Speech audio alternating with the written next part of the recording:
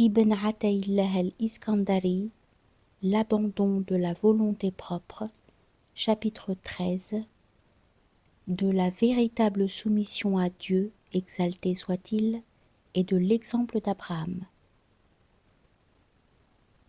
Dieu, exalté soit-il, a dit « Et qui donc, à moins de faire preuve de sottise, se détournerait de la religion d'Abraham? Nous l'avons élu dans ce monde et dans le delà, il sera au nombre des gens pieux. » Lorsque son Seigneur lui dit « Soumets-toi », il répondit « Je me suis soumis au Seigneur des mondes. » Pour Dieu, il n'est d'autre religion que l'islam. Dieu ne vous a imposé aucune gêne en religion. La tradition de votre père Abraham, celui qui dans le passé vous a donné le nom de musulman. Soumettez-vous à lui. S'ils en décousent avec toi, dis-leur, je me suis livré à Dieu avec ceux qui m'ont suivi. Quiconque cherche une autre religion que l'islam verra son choix rejeté, et il sera dans l'au-delà au nombre des perdants. Quiconque se soumet à Dieu en se montrant vertueux s'est saisi d'une corde solide. Seigneur, fais-moi périr en musulman, et mets-moi au nombre des gens pieux. Dis, je suis le premier des musulmans, et ainsi de suite. Dans tous ces versets, la répétition du mot islam, soumission, vise à mettre en évidence sa valeur sublime. Or, l'islam a un aspect intérieur et un autre extérieur. L'aspect extérieur consiste à se mettre en accord avec Dieu. L'aspect intérieur, à ne pas le contester dans ses décrets. L'islam est donc au corps ce que la soumission à sa volonté est au cœur. Une forme apparente, dont l'abandon à Dieu est l'esprit caché. Le musulman accompli devra donc non seulement se soumettre à Dieu de façon extérieure, en se conformant à l'ordre divin, mais encore intérieure, en s'abandonnant à la contrainte divine, le qahr. On atteint en effet à la station de l'abandon, maqam al-istislam, qu'une fois que l'on a cessé de contester les décisions de Dieu et que l'on s'en est remis à lui, quelle que soit la tournure que prennent les événements. Qui prétend à l'islam doit donc faire preuve de son istislam, de son abandon total à la volonté divine. Produisez vos preuves si vous êtes sincères. Considère par exemple en ce qui advient à Abraham lorsque son Seigneur lui dit « Soumets-toi » et qu'il répondit « Je me suis soumis au Seigneur des mondes ». Celui-ci le mit entre les mains du roi Nemrod qui le fit précipiter dans le feu. Les anges implorèrent alors Dieu en disant « Seigneur, ton ami intime El-Khalil est en train de subir ce dont tu es parfaitement informé. » Dieu, exalté soit-il, enjoignit alors à Gabriel « Va-t'en trouver Abraham et secours-le s'il implore ton secours. Sinon, laisse-moi seul avec mon ami. » Gabriel apparut donc à l'horizon à Abraham et lui demanda « As-tu besoin d'aide ?» Et Abraham répondit « Venant de toi, je n'ai nul besoin. Mais venant de Dieu exalté soit-il, certes. » Dans ce cas, lui dit Gabriel, demande-lui ce que tu veux. Mais Abraham lui rétorqua « La science qu'il a de ma situation me dispense de lui demander quoi que ce soit. » Soumis au décret divin, Abraham ne demanda secours à nul autre que Dieu et n'orienta par sa volonté vers un autre que lui. Aux mesures qu'il aurait pu prendre pour lui-même, il préféra celles que Dieu avait choisies pour lui, et à l'attention qu'il pouvait témoigner pour lui-même, il préféra la sollicitude divine à son égard. Plutôt que d'adresser une requête à Dieu, il préféra s'en remettre à sa science, sachant qu'en toute circonstance, fût-elle la plus défavorable, il le traiterait avec bienveillance. Voilà pourquoi Dieu fit son éloge en ces termes. Et Abraham, qui sut se montrer fidèle à ses engagements, et le sauva du feu. nous dîmes, ô feu, sois pour Abraham une fraîcheur salutaire. Certains théologiens estiment que si Dieu n'avait pas précisé salutaire, le froid aurait anéanti Abraham. D'autres, ayant une connaissance approfondie de la vie des prophètes, disent qu'à l'audition de cette parole, il n'est pas un feu en ce monde, de l'Orient à l'Occident, qui ne se soit éteint en pensant que ce discours lui était adressé. On rapporte également que tout ce que le feu parvint à brûler fut les liens qui entravaient Abraham. Mais revenons à la réponse qu'Abraham, sur lui la paix, fit à Gabriel lorsque celui-ci vint lui proposer de l'aide. S'il ne lui dit pas simplement « je n'ai besoin de rien », c'est que la station de la prophétie et de l'intimité, maqam al-risala ou al-khila, exige que l'on manifeste clairement sa servitude, al-ubudiyya. Or cette dernière station impose pour sa part que l'on affiche une indigence totale à l'égard de Dieu, en se tenant devant lui dans le plus grand dénuement et en concentrant sa volonté sur lui seul.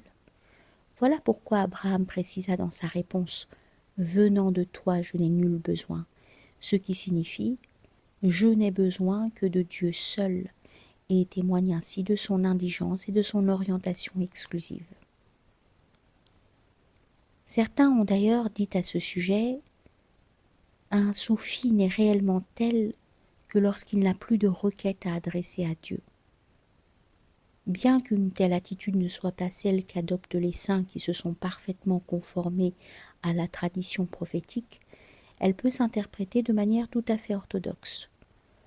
Le soufi qui a réalisé que Dieu a déjà pourvu à ses besoins avant même de le créer, n'a plus de requête à lui adresser qui n'ait déjà été exaucée de toute éternité. Aussi le fait de ne plus avoir de besoin n'implique en rien une indépendance affichée à l'égard de Dieu. Il y a également une autre interprétation, selon laquelle il n'a point de requête à adresser à Dieu n'ayant d'autre but que Dieu lui-même. Quelle distance, en effet, que celle qui sépare celui qui demande à Dieu de celui qui demande Dieu. Il existe encore une autre interprétation, selon laquelle ne plus avoir de requête à adresser à Dieu, c'est s'abandonner totalement à sa volonté, au point de ne plus avoir de volonté propre face à sa volonté. On rapporte encore que lorsque Gabriel demanda à Abraham s'il avait besoin de lui, il savait pertinemment que ce dernier ne solliciterait pas son aide puisque son cœur ne contemplait que Dieu seul, exalté soit-il. Lorsque donc il lui conseilla de demander à Dieu, cela signifiait « Si tu ne me demandes rien afin de ne pas recourir aux intermédiaires, dont je fais partie, implore directement ton Seigneur qui est plus près de toi que moi-même. » Abraham lui dit alors en guise de réponse « La science qu'il a de ma situation me dispense de lui demander quoi que ce soit, c'est-à-dire lorsqu'à la réflexion j'ai vu qu'il était plus près de moi-même que de la prière que je pouvais lui adresser, j'ai compris que celle-ci ne serait qu'un autre de ces intermédiaires que j'ai décidé d'éliminer pour ne conserver que lui. Je sais que Dieu est le savant qui n'a pas besoin d'être sollicité par une requête et qui ne saurait se montrer négligent. C'est pourquoi la science qu'il a de ma situation me dispense de lui demander quoi que ce soit. Je sais aussi que dans sa bienveillance, il ne m'abandonnera pas, quelles que soient les circonstances. Telle est l'autonomie de celui qui se suffit de Dieu, exalté soit-il, et qui s'acquitte des devoirs impliqués par la formule coranique « Dieu me suffit ». C'est d'ailleurs ainsi que notre maître Aboul Abbas interprétait le verset. Et Abraham qui sut se montrer fidèle à ses engagements. Il s'est montré fidèle à l'engagement impliqué par la formule « Dieu me suffit ». D'autres ont compris de ce même verset que sa fidélité avait consisté à offrir un repas à ses hôtes, son fils en sacrifice et son corps au feu. Quand Dieu dit aux anges « Je m'en vais instituer un lieutenant sur terre, c'est-à-dire Adam et sa postérité », ceux-ci lui objectèrent « Vas-tu y placer quelqu'un qui va la corrompre et y verser le sang alors que nous prononçons ta louange et que nous te sanctifions ?»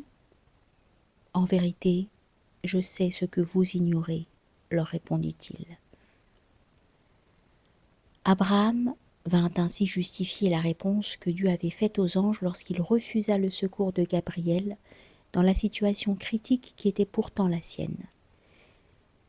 C'est un peu comme si Dieu disait aux anges « Ô vous qui m'avez objecté, vas-tu y placer quelqu'un qui va la corrompre et y verser le sang ? Que dites-vous à présent de mon serviteur Abraham ?»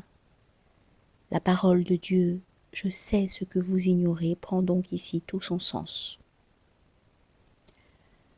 D'autre part, la tradition du prophète alayhi salatu wassalam nous enseigne que les anges se succèdent auprès de vous, certains la nuit et d'autres le jour.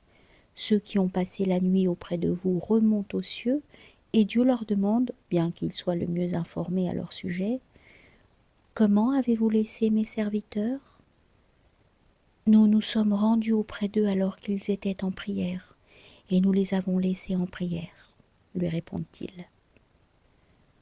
Selon le cheikh Aboul Hassan Chadhili, que Dieu soit satisfait de lui, c'est comme si Dieu, exalté soit-il, demandait aux anges, à chaque fois qu'ils remontent du bas monde, « Ô vous qui m'avez objecté, vas-tu y établir quelqu'un qui va la corrompre et y verser le sang ?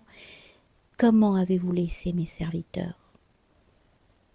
La volonté de Dieu en envoyant l'ange Gabriel auprès d'Abraham était donc également de mettre en évidence devant les anges le degré de l'ami intime, Al-Khalil, sa valeur insigne et sa position sublime.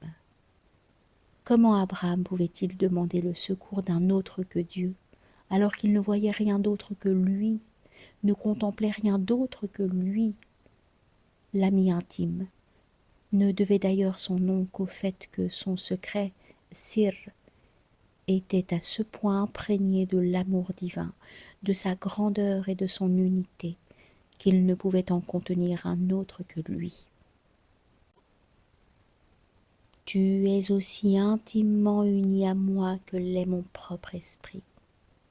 Lorsque je m'exprime, c'est toi qui parles par ma bouche, et lorsque je me tais, tu es réduit au silence. Sache que Dieu a répandu sur Abraham la lumière de la satisfaction à son égard. Il lui a accordé l'esprit de l'abandon à lui, en ôtant de son cœur toute considération pour les hommes. En effet, le feu ne lui fut d'une fraîcheur salutaire que dans la mesure où son cœur s'était totalement abandonné et s'en était remis à Dieu seul. Ce prophète apparaît donc comme le type même de la soumission. Ce n'est qu'après avoir accédé à la réalité intime de cette station qu'il fut revêtu de la vénération et du respect pour Dieu qu'on lui connaît. Comprends donc, ô croyant, que celui qui s'abandonne entièrement à Dieu durant le temps des épreuves le verra transformer les buissons épineux qu'il a dû traverser en arbustes parfumés et sa peur en quiétude.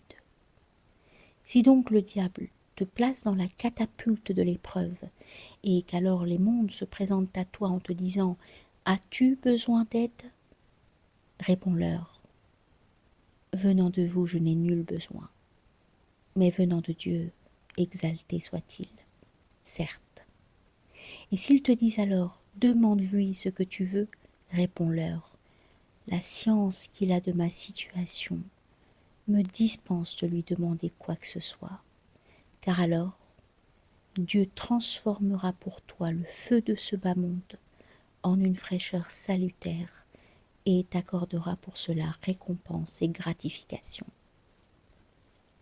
Car c'est par l'intermédiaire des prophètes et des envoyés qu'il a ouvert, exalté soit-il, la voie de la guidance que les croyants ont empruntée à leur suite, s'astreignant à la suivre, ainsi qu'il est dit dans le Coran « Dis, telle est ma voie, J'appelle les hommes à Dieu en connaissance de cause, moi et tous ceux qui me suivront. Et ainsi qu'il y est dit à propos de Jonas sur lui la paix, nous l'exaucâmes en dissipant son angoisse. C'est ainsi que nous préservons les croyants.